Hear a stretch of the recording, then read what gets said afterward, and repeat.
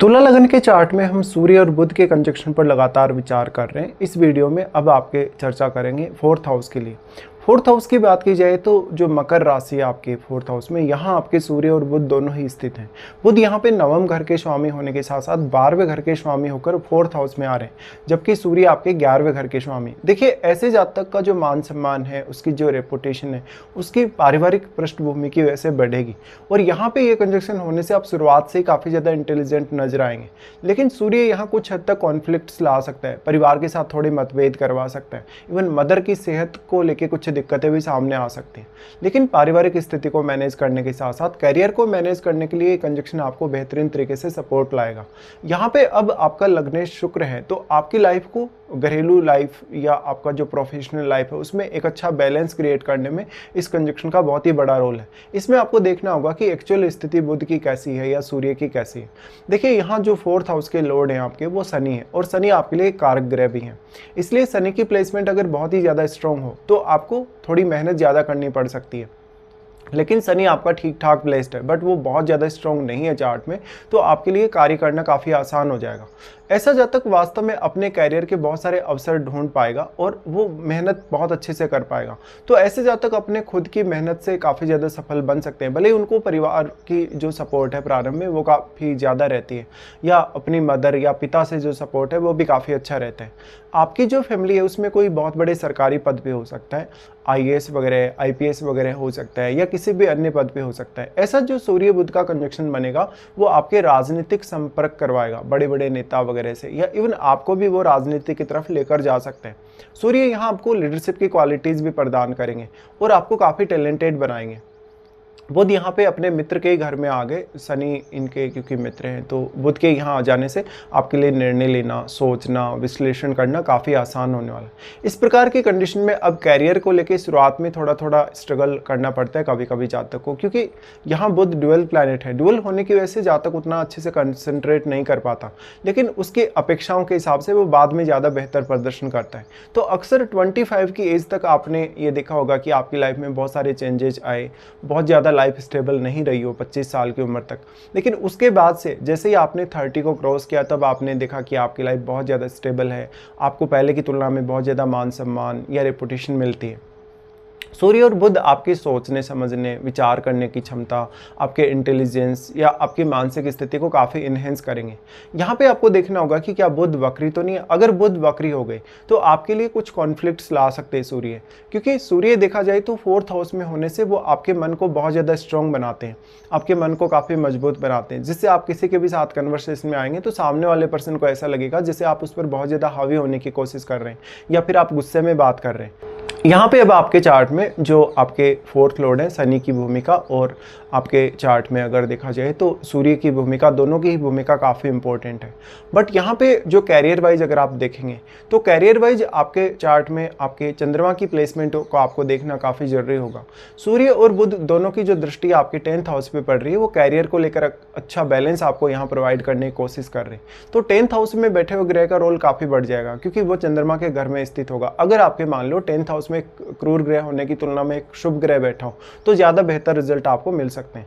अब सूर्य जो आपके 11वें घर के लॉर्ड होकर यहाँ आ रहे हैं आपके फोर्थ हाउस में, ऐसे में आप अपने जीवन में जो भी अपेक्षाएं रखेंगे, धन संपत्ति को लेके, मान सम्मान को लेके, पारिवारिक स्थिति को लेके, वो सारी की सारी अपेक्षाएं आप अपनी खुद के बल पे पूरा करेंगे।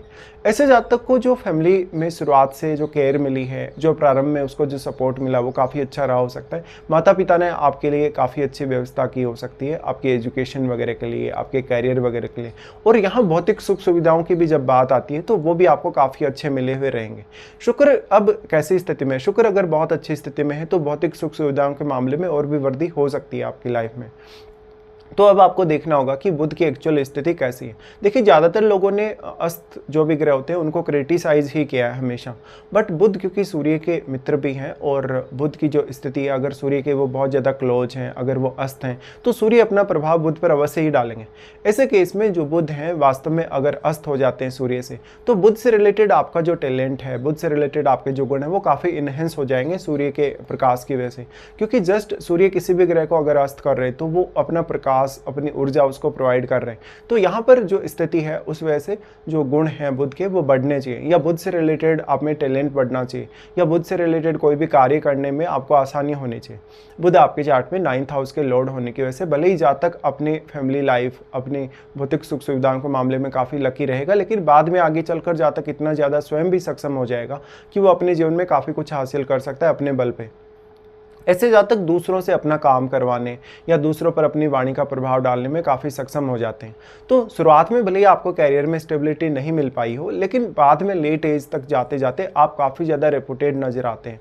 आपका मान सम्मान, आपकी प्रतिष्ठा, आपकी जो भी कहीं ना कहीं पारिवारिक स्थिति रहती है उसकी वजह से भी आपका जो मान सम्मान है, आपकी रेपुटेशन है, प्रभावित जरूर होती है।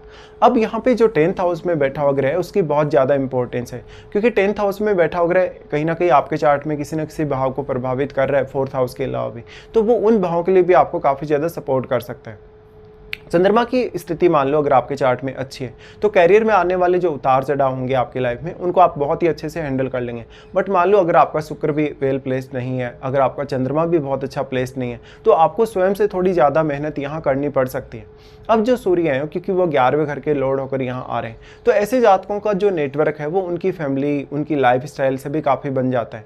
ऐसे जातकों के बहुत अच्छे पॉलिटिकल कॉन्टेक्ट हो सकते हैं, तो उनसे वो कहीं ना कहीं काफ़ी लाभान्वित होते हैं अपनी लाइफ में। यहाँ पे अब इनका जो प्रभाव है, हालांकि दोनों ही ग्रहों का प्रभाव 10th हाउस पे ही रहेगा, अन्य किसी भाव पे नहीं रहेगा, लेकिन आपके चार्ट में कुछ अन्य ग्रह जरूर हो सकते हैं जो किसी भी अन्य भाव में बैठ के आपके सूर्य और बुध पर अपना प्रभाव डाल रहे हो। देखिए, तुला लगन वाले आप हैं, तुला राशि आपको रिप्रेजेंट करती है आपके लगन में, इसलिए आप भौतिक सुख सुविधाओं के लिए कहीं ना कहीं बहुत ज़्यादा लालसा रखने वाले हैं जीवन में। आप काफ़ी क्रिएटिव हैं, बहुत ज़्यादा टैलेंटेड हैं, और तुला राशि है वो पब्लिकली डील करने को रिप्रेजेंट करती है या पब्लिक छवि को रिप्रेजेंट करती है। इसलिए पारिवारिक पृष्ठभूमि जो आपकी है, परिवार का जो पुराने समय में जो माहौल रहा है और वर्तमान में भी जो आपका माहौल रहेगा, उसका बहुत बड़ा रोल है आपकी लाइफ में। इस तरीके से देखा जाए तो भले ही आपको कैरियर के लिए और अन्य मामलों के लिए फैमिली का अच्छा सपोर्ट मिलता है, लेकिन आप बहुत ज़्यादा काबिल हैं, आप बहुत ज़्यादा काबिल हैं आगे बढ़ने के लिए, अपना कोई भी गोल पाने के लिए। तो भले ही आपको शुरुआत में उतना अच्छा रिजल्ट कभी कभी ना मिले, कभी कभी इवन आपकी एजुकेशन को लेकर भी कुछ ब्रेक वगैरह आपकी लाइफ में आए, लेकिन बाद में चलकर आप बहुत ही अच्छा परफॉर्म यहाँ करेंगे। अब अन्य ग्रह जो भी आपके 4th हाउस पे अपना प्रभाव डाल रहे हैं, उन ग्रह की एनर्जी यहाँ 4th हाउस के साथ एक्सचेंज होगी।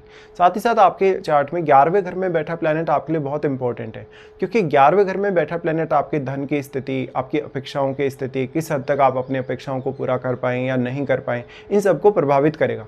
इसके साथ साथ महादशा का भी काफ़ी बड़ा रोल होगा। वास्तव में क्या आपको सूर्य या बुध में से किसी की भी महादशा है, अगर महादशा है तो ये प्रभाव या परिणाम आपके सामने काफ़ी स्ट्रांगली आ सकते हैं। बेसिकली इस प्रकार का जातक बहुत उच्च पदों की तरफ ही आकर्षित होगा, वो छोटे मोटे पद पर काम नहीं करना चाहेगा, अक्सर वो दूसरे लोगों का बॉस ही बनना पसंद करेगा, वो किसी की सुन नहीं सकता, और उसके परिवार में जो माहौल उसको दिया गया है वो भी कुछ वैसा ही है कि जातक जल्दी से जल्दी दूसरों पर हावी हो जाता है। तो ऐसे जातकों के पीछे उनकी फैमिली, उनकी जो प्रारंभ से जो लाइफ स्टाइल रही, उसका भी बहुत बड़ा रोल रहता है अपनी लाइफ में उनको आगे बढ़ाने के लिए।